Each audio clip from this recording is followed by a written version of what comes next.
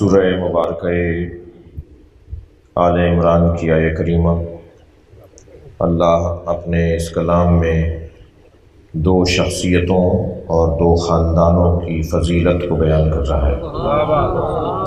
بہت بڑی بات ہے کہ کسی شخصیت کو اللہ قابل تعریف قرار دے۔ میں اور آپ بھی بہت سے لوگوں کو پسند کرتے ہیں، اور ہم بھی جنہیں پسند کرتے ہیں ان کا نام لیتے ہیں کہ فلاں اتنا معتبر اور فلاں اتنی حیثیت کا حامل۔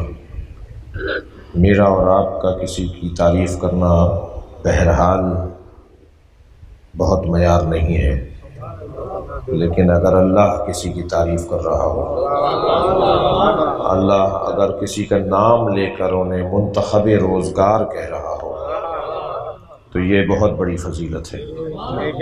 اللہ نے حضرت آدم کو منتخب روزگار قرار دیا ہے۔ اللہ کے نزدیک مقام آدم بہت بلند ہے۔ ہمارا عقیدہ ہے کہ ہم مولا علی کو نبی کے بعد تمام ہستیوں سے افضل مانتے ہیں، اور ہم نبی کے علاوہ تمام نبیوں سے مولا علی کو افضل مانتے ہیں۔ مجھ سے ایک جوان الجھنے لگا کہ یہ کیسے ممکن ہے کہ علی انبیاء سے افضل ہو جائیں، تو میں نے کہا مجھے بتاؤ کہ حضرت آدم فرشتوں سے افضل کس بنیاد پر ہوئے؟ اس نے کہا جی قرآن کی آیات ہیں، علم کی بنیاد پر ہوئے، کیونکہ حضرت آدم کے پاس علم اور علم کا استعمال بہتر تھا۔ علم تو دونوں کے پاس ایک جیسا تھا، ورنہ انصاف اور عدل کے خلاف ہوگا کہ جتنا علم آدم کو دیا اتنا علم فرشتوں کو نہیں دیا، اور امتحان دونوں سے لے لیا۔ تو ایک پیپر جب بنایا جا رہا ہے تو دونوں کو ایک جیسا پڑھایا ہوتا نا، تو ایک جیسا ہی پڑھایا تھا اللہ نے فرشتوں کو بھی اور حضرت آدم کو بھی۔ فرق اتنا ہے کہ فرشتے علم کا وہ استعمال نہیں کر پائے جو آدم کر پائے۔ تو جہاں علم میں قابلیت معیار ہے، وہاں علم کا استعمال اس سے بڑی قابلیت ہے۔ تشخیص، قوت تشخیص۔ دیکھیے تین چیزوں کو میں اپنے ان بچوں اور جوانوں کے لیے کہوں، تین چیزوں کو حاصل کرنا یہ بصیرت ہے، یہ انسان کی قیمت ہے، یہ انسان کی اعلیٰ فہمی کی دلیل ہے، یہ انسان کے بڑے انسان ہونے کی دلیل۔ ایک قوت احساس، ایک قدرت تشخیص، اور ایک جرأت اظہار۔ صلوات پڑھ لیں ذرا محمد و آل محمد۔ ایک اور بہتر صلوات نبی کی ذات پہ۔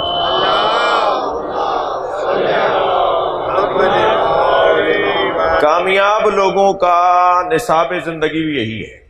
بڑے لوگ جو تاریخ میں گزرے ہیں نا، آپ ان کی شخصیات کی پہلے فہرست بنائیے، اور پھر شخصیات کی فہرست بنانے کے بعد ان میں مشترکہ چیز نکالیے۔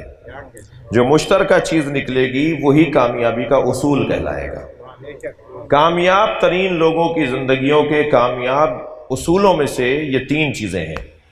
ایک قوت احساس، ایک طاقت تشخیص، اور ایک جرأت اظہار۔ یہ جو احساس ہے نا، احساس، یہ احساس حس کی جمع ہے، یا حس کے خاندان کا لفظ ہے، جمع نہیں ہے، معاف کیجیے گا، جمع نہیں ہے۔ یہ احساس حس کے خاندان کا لفظ ہے۔ میرا پیر اگر سن ہو جائے، ایک پیر سن ہو جائے، تو اس میں جتنی چٹکیاں بھر لوں سوئی چپ جائے۔ آئیے موسیٰ بھائی، ایک صلوات اور پڑھیں ذرا محمد۔ میں اگر اپنے سن پیر میں، جو میرا پیر سن ہو گیا ہو، اس میں اگر چٹکیاں بھرتا رہوں، سوئیاں چپ ہوتا رہوں، تو کچھ نہیں ہوگا، مجھے احساس نہیں ہوگا، میرا پیر جھٹکا ہی نہیں کھائے گا، مجھے کچھ معلوم ہی نہیں ہوگا۔ تو اگر کبھی بدن کو محسوس نہ کروانا مطلب ہو، تو بدن کے جو معالجین اور ماہرین ہوتے ہیں، ڈاکٹر حضرات، پہلے وہ بدن کو سن کرتے ہیں، پھر بدن کے ساتھ وہ اپنی پسند کا عمل انجام دیتے ہیں جو وہ چاہتے ہیں اس بدن کے ساتھ۔ تو جیسے بدن کو عکس العمل سے روکنے کے لیے، رد عمل سے روکنے کے لیے، توجہ چاہوں گا، جیسے بدن کو رد عمل سے روکنے کے لیے، عکس العمل سے روکنے کے لیے پہلے بدن کو سن کیا جاتا ہے، ایسے ہی دنیا کے شیطان پہلے معاشروں کو سن کرتے ہیں تاکہ رد عمل نہ آنے پائے۔ صلوات پڑھیں ذرا محمد و آل محمد۔